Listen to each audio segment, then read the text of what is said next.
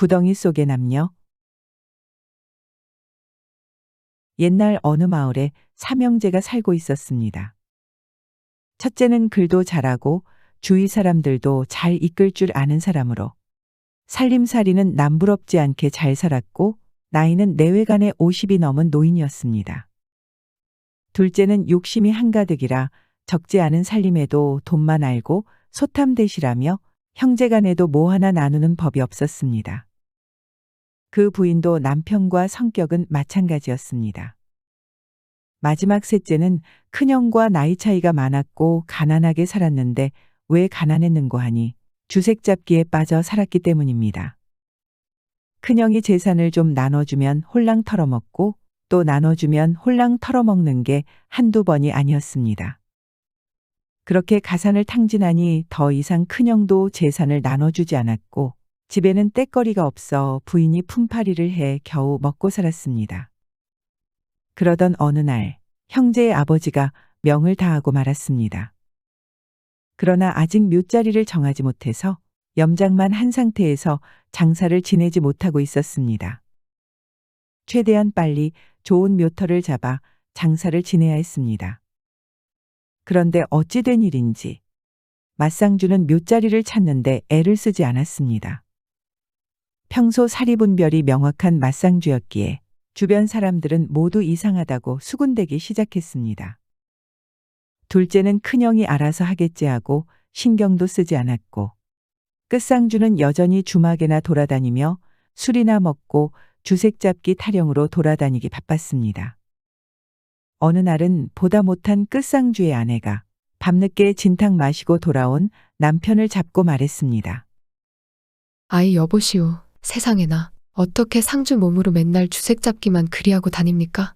부모가 돌아가셨는데 그래 갖고 되겠소? 부모 장사는 치러야 할 거 아니오? 여보, 아버님 장사할 요량은 안 하고 맨날 그렇게 술 타령이나 하고 돌아다니는 거요? 아버지 장사야 뭐. 형님이 있잖아. 형님이 풍수 알기를 웬만한 풍수사보다 더 잘 아는데 형님 놔두고 우리가 왜? 내가 뭐 아는 게 있어야지. 암만 그래도 술 타령만 하지 말고 형님한테 가서 물어봐요. 장사를 어찌하는지 한번 가서 물어보시오. 아무리 술타령만 하고 돌아다니지만 부인이 바른 말을 하는데 끝상주는 더 이상 할 말이 없었습니다. 알았네 알았어. 내가 내일 저녁에는 형님한테 가서 물어봄세. 다음 날 끝상주는 저녁을 먹고는 큰형에게 갔습니다. 웬일이냐? 네가 무슨 일로 왔느냐? 맨날 술 타령만 하고 돌아다니는 줄 알았는데. 예, 그렇지 않아도 주막에 가는 중에 잠깐 들렀습니다. 그런데 형님, 어찌됐든 아버지 장사를 지내야 할 것 아닙니까? 형님만 믿고 있는데 어찌 아무것도 안 하고 그냥 계십니까? 너도 아버지 장사 지낼 생각은 하나 보구나? 그렇다면 내가 시키는 대로 하거라.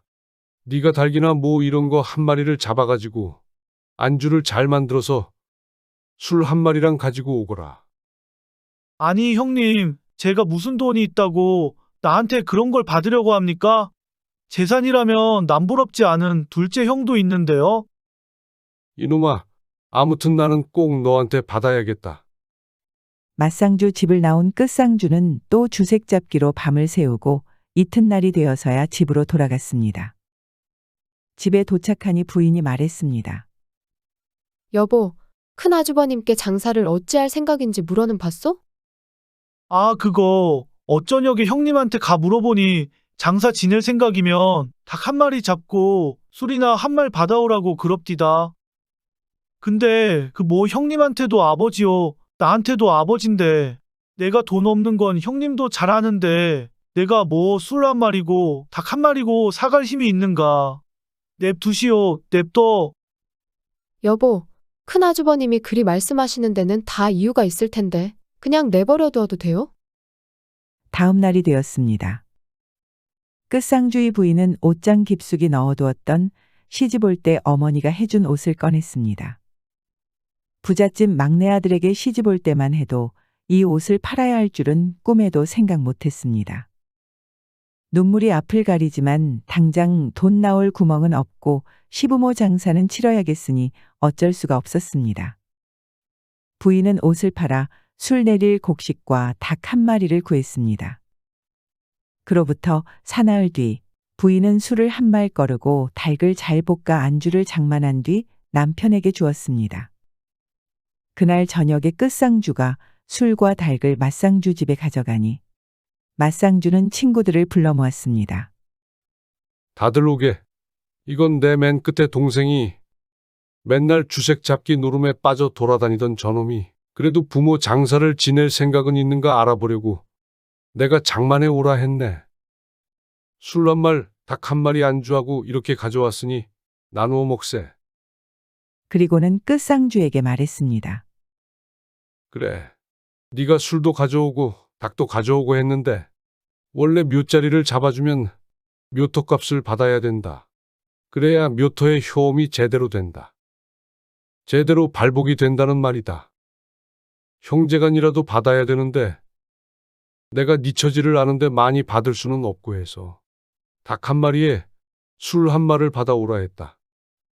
내일 모레가 한창 추울 동짓달 20날인데 내가 헤아려 보니 그날 장사 지내는 게 좋더라.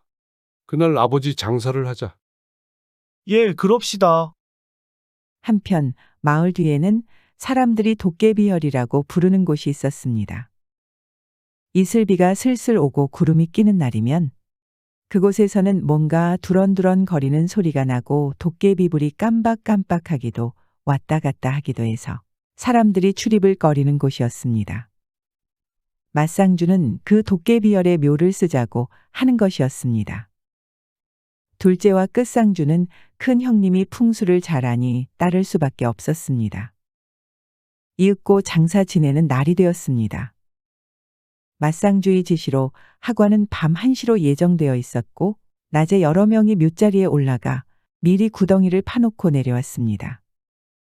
오후가 되니 맞상주는 상여를 따라 묘자리까지 올라갈 안상주가 한 명 필요하다고 말하면서 내 마누라는 원체 나이가 많고 할머니라 이 추위에 못 갈 거고 동생 너희들 안상주 하나 따라가자 해라.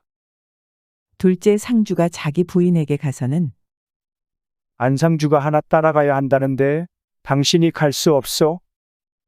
하고 물으니 둘째 안상주가 군소리를 하며 얄궂어라. 내 평생에 안상주가 상여 따라 묘자리까지 올라가는 건 못 봤소. 하며 따라가려 하지 않았습니다. 끝상주가 사정을 부인에게 말하니 아이고, 안상주가 꼭 하나 가야 된다면 그러면 내가 가지요.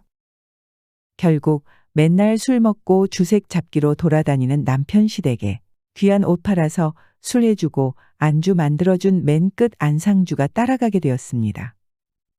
장지가 바로 마을 뒷산이고 하관이 밤 1시라 해도 떠매고 올라가다 상여라도 전복나면 큰일 나기에 상여는 어둡기 전에 묘자리로 올라가야 했습니다.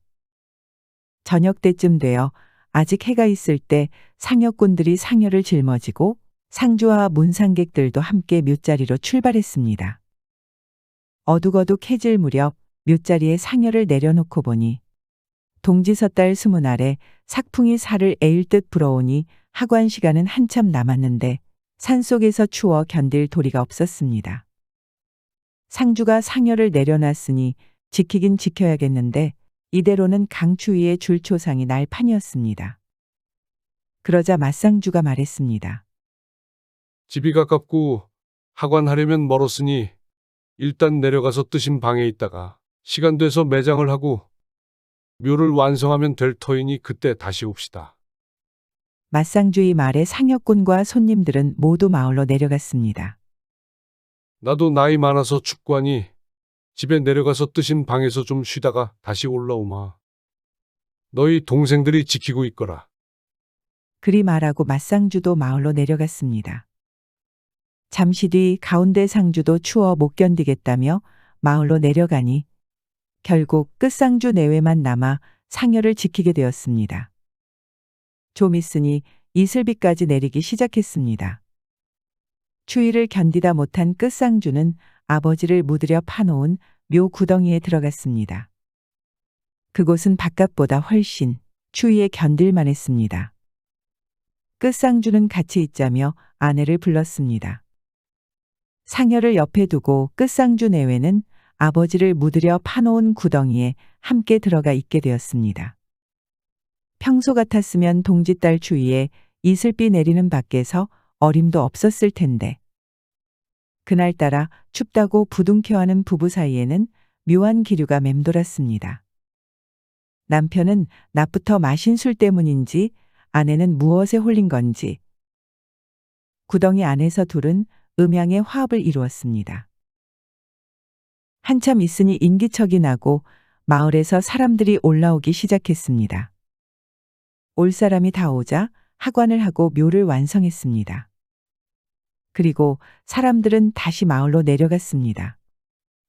그러자 금방 음산한 느낌이 돌더니 도깨비들이 나타났습니다. 도깨비들은 봉분을 보고 말했습니다. 아, 이놈들이 여기 우리 노는 장소에다 묘를 썼다. 여기 봐라. 다른 도깨비가 말했습니다. 괭이나 가래나 가져와라. 이놈 파내버리자. 우리가 평소에 노는 장소에 대놓고 묘를 써놓다니 아주 고약한 놈이네. 얼른 파내버리자. 그러자 또 다른 도깨비가 봉분을 한 바퀴 돌더니 말했습니다. 야, 이놈들아, 큰일 났다. 이거 파내려다가 큰일 난다. 한 발 늦었어. 정승 뱄다. 정승 뱄어, 이놈들아. 정승 태어나면 니까진 놈들 여기 얼씬도 못하게 할 거다. 우리는 그냥 다른 데 가서 놀자. 하고 도깨비들은 사라졌습니다. 그렇습니다. 끝상주 내외가 하관할 구덩이의 추위를 피해 들어갔다가 음양의 화합을 한 그곳은 정승이 나는 명당이었던 것입니다. 10달이 지나면 끝상주 집에 장차 정승이 될 아기가 태어날 것입니다. 명당을 알아본 것은 맞상주였지만 그 명당의 발복은 끝상주의 부인에 의해 이루어졌습니다. 끝상주의 부인이 묘자리까지 따라 올라오지 않았다면, 그리고 제때에 정확히 맞추어 합궁하지 않았다면 명당의 발복을 이끌어내지 못했을 것입니다. 도깨비들에 의해 명당이 파헤쳐졌겠지요.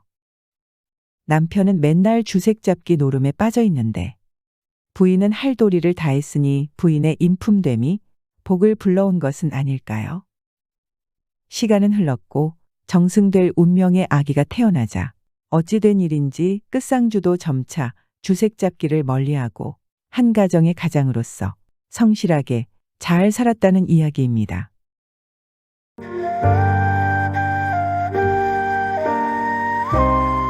시청해주셔서 감사합니다.